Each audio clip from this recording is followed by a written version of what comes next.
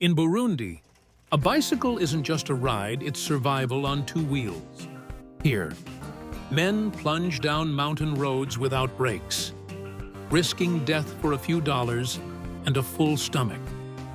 On the banks of Lake Tanganyika, the Goliath tigerfish armed with teeth, as long as your fingers devours anything smaller that dares to swim.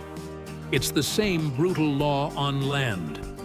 The big fish eats the little fish every single day. Yet in this trap of poverty and danger, a secret keeps Burundi crowded and strangely alive. Why is a bicycle worth half a year's salary? What hidden tradition fuels endless births? Welcome to the Global Trail, where we blaze paths across our world. Burundi, a tiny dot on Africa's map, yet packed tighter than most cities on Earth. Over 10 million people squeezed into hills and mud huts, living on less than $15 a month with no lights, no clean water, and roads that kill as quickly as hunger does. But Burundi isn't just misery on a map. It's a place where a bicycle can lift a family or bury them, where an ancient tradition promises pleasure in a land starved of everything else. But what no one expected was this. Imagine a country no bigger than the state of Maryland, yet crammed with more people than Greece. Burundi is a tight knot of hills, farms, and villages stitched together by dusty paths and a fragile hope for rain.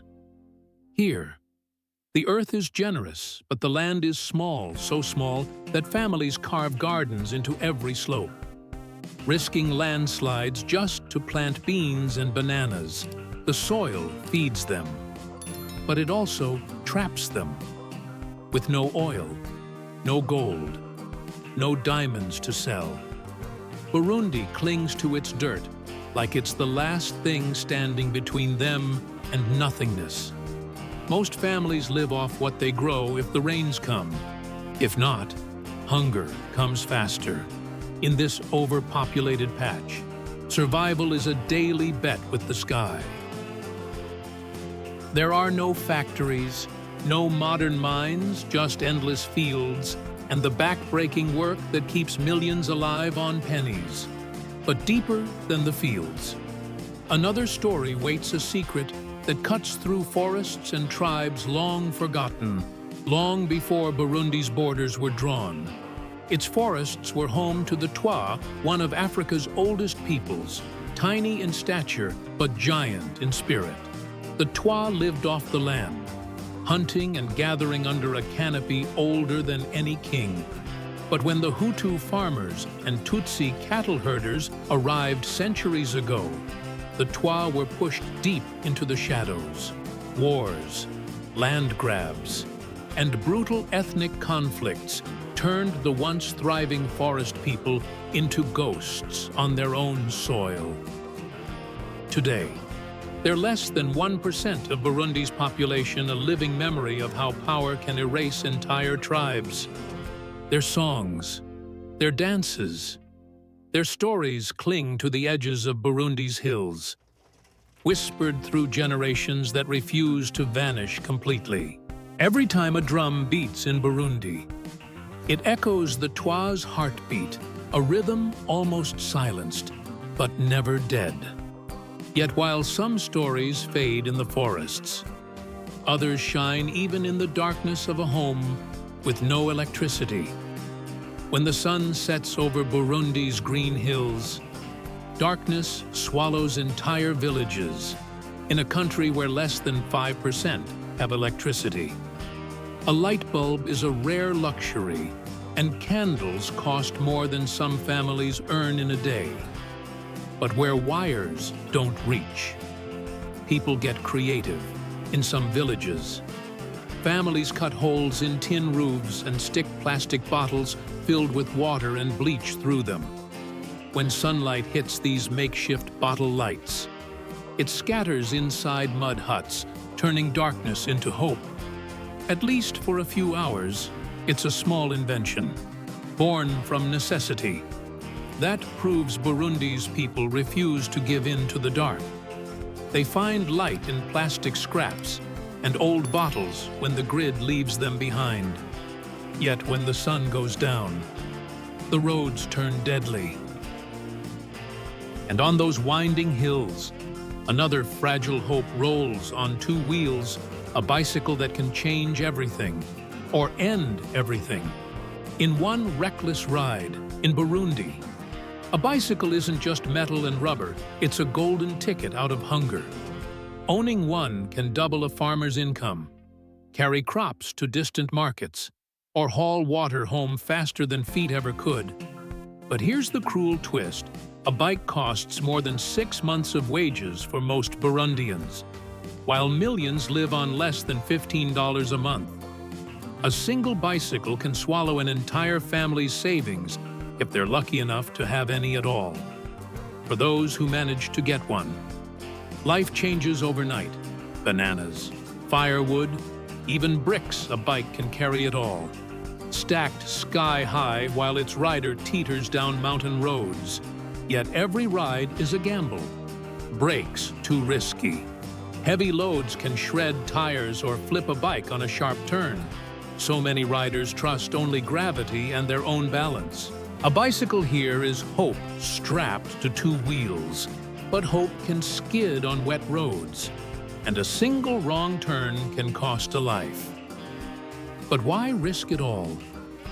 The answer lies deeper in the way Burundians live, love, and multiply every day in Burundi. Men ride down steep mountain passes with loads so big they block the sun behind them. Bananas, sacks of charcoal, bundles of firewood all balanced on a single rusty frame, held together with hope and rope, the roads winding, cracked, and slippery when it rains, which is often. Brakes. Many riders remove them completely. A sudden squeeze could shred a tire or flip the bike. So it's safer, or so they say, to let gravity decide. Some clutch the back of passing trucks, clinging for a free tow to the next village. One slip, one pothole, one impatient driver, and survival costs more than they ever earned on that trip. Yet every descent means a few more coins, maybe a meal, maybe school fees for a child who studies by bottle light at night. It's a life on the edge of a cliff, every ride a choice between hunger and hazard. But when the danger ends, behind closed doors, another Burundi secret whispers, one that keeps this tiny nation so full, even when it has so little. In a land stripped of riches, Burundi guards a secret treasure behind bedroom doors, kunyaza. This ancient ritual flips the script in a place where poverty steals almost everything except pleasure. While the world calls Burundi the unhappiest place on earth, its couples quietly master an art that puts women first. Kunyaza isn't just an act, it's a ceremony of trust, rhythm, and connection passed down through generations. In tiny mud huts, where families share walls thinner than whispers, lovers learn to slow down, to listen, to linger, to make time stretch longer than their harsh days ever do. Some say this tradition explains why Burundi's families keep growing more children in a place where every mouth to feed is another struggle. But here, life and love tangle together, binding hardship and intimacy into something strangely enduring. Outside, the roads stay brutal. Inside, Burundi's people hold on to softness, a gentle rebellion against a world that gives them so little. And when the bedroom grows quiet, the village gathers to drink, to laugh, to forget. When the sun dips behind Burundi's green hills, neighbors gather under straw roofs and banana trees to pour each other a drink that tastes like home. Urara banana beer bubbles in plastic jugs and battered pots, sweet and faintly sharp. brewed from the fruit that feeds this land. Making urara isn't just about drinking, it's about sharing what little you have. Bananas are mashed, mixed with millet or sorghum, left to ferment until the air smells of ripe sweetness and soft rebellion. Weddings, births, funerals, no gathering feels whole without a cup of urara passed from hand to hand. It's a moment when neighbors forget the cracked roads, the broken roofs, the empty pockets.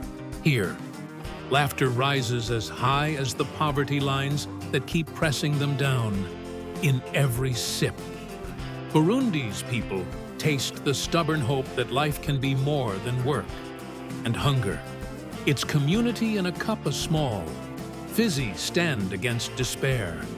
But beyond the clinking cups and quiet secrets, Burundi's loudest heartbeat thunders through ancient drums. When Burundi wants the world to hear its soul, it doesn't whisper, it drums. Across dusty courtyards and grassy hills, men lift massive wooden drums, skins stretched tight, echoing the heartbeat of a people who refuse to vanish. The royal drummers of Burundi are more than performers. They're guardians of stories older than borders, older than the conflicts that tore tribes apart.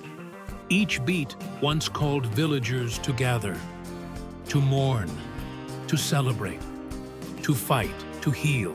Today, these thunderous rhythms cross oceans, roaring through world stages, reminding outsiders that Burundi is more than its poverty.